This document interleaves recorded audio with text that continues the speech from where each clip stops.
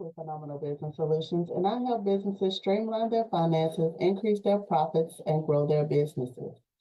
Today, I'm going to talk to you about the tax cuts that we're dealing with right now, and wondering and to see if they possibly will be extended. Hopefully, they do, because we had some good stuff going on.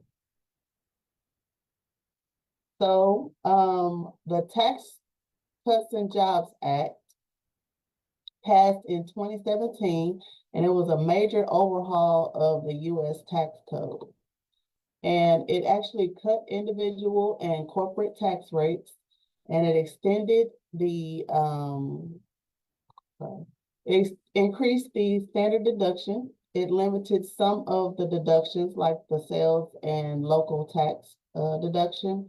And it also set many provisions that are set to expire in this year. And I know with the increased standard deduction, a lot of people that purchased a house, they noticed that they were not spending enough taxes to go over the standard deduction. So the increased standard deduction helped to lower your taxable income. And so some people that typically itemize didn't even have to itemize because it was taken care of with the increased standard deduction. So these are what is set to expire in 2025. The individual income tax rate deductions, the increased standard deductions, the child tax credit expansion, 20% qualified business income deduction, estate tax exemption doubling, and the SALT deduction cap. Oops. So with the SALT deduction cap, that's the sales and local tax deduction. So some people may not know that if your state does not do income tax, then you can actually deduct the sales tax for the year.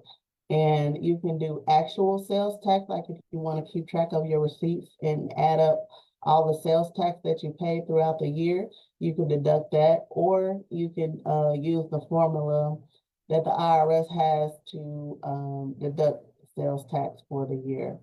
And initially, there was a limit of $10,000 per individual and $5,000 per married filer separately that you can claim. And you also had to choose between property taxes or state income or sales tax, but not both. So that deduction changed. And then the estate exemption is different as well. Before, with the estate deduction, it was $5.49 million per individual, or $10.98 million combined with married. And now it is 11.18. Well, actually, okay, before 2024, it was $11.8 million per individual. And then in 2024, they raised it to $13.61 million per individual. So that means that if your estate is worth less than that amount, then you don't get taxed on it.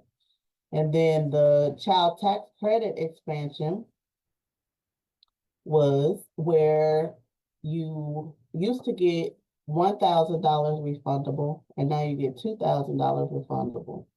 And the phase out threshold before was $75,000 for single filers, and then $110,000 for married couples, and now it's $200,000 for single filers and $400,000 for married couples.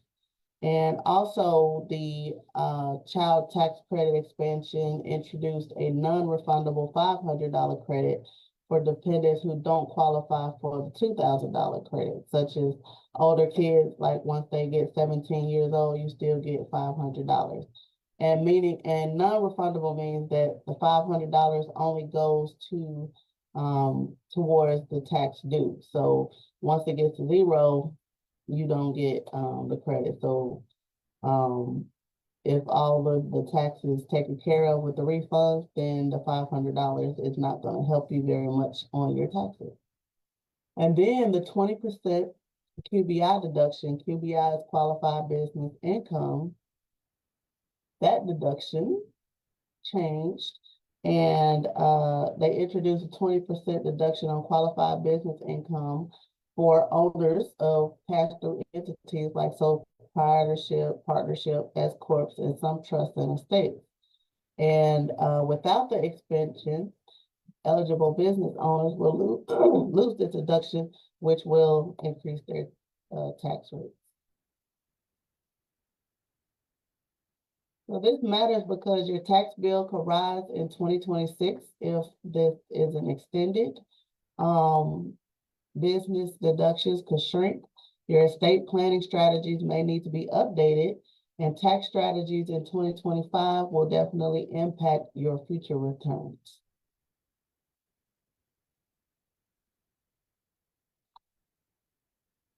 So right now, Congress is discussing whether they are going to make the cuts permanent.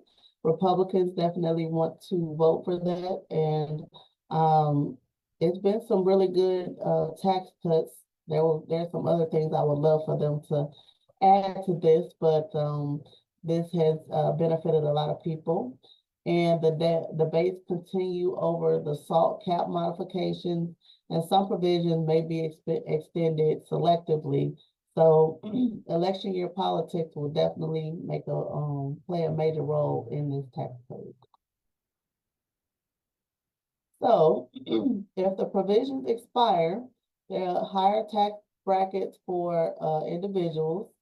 There'll be lower child tax credit, smaller business deductions, and bigger estates could face estate tax. So just keep an eye on things and see how things go.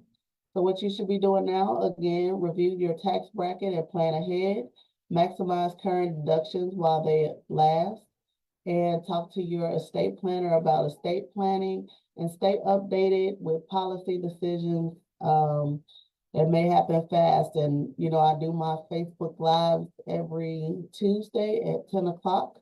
So you can stay tuned with me. I'll keep you updated on what's happening in the tax world, and you know, just stay in the know and stay close to a professional. And I offer a free tax preparation consultation as well. So the key takeaway today is 2025 is a critical planning year.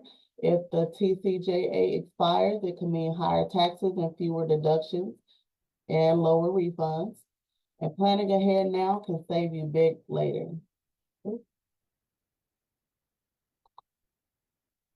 So that is all that I have for you all today. Again, I offer a free tax preparation consultation. Even if you've done your taxes this year, you can still meet with me so that I can get you prepared for next year to make sure you're maximizing your deductions. If you have a business, I can help you with, you know, how it would benefit you to contribute to your IRA or whatever. So just make sure you set your appointment with me at pbsllc.pro/calendar page. And if you haven't already downloaded your tax organizer, go to pbsllc.pro/tax organizer. And I look forward to meeting with you, and have a wonderful rest of your Tuesday.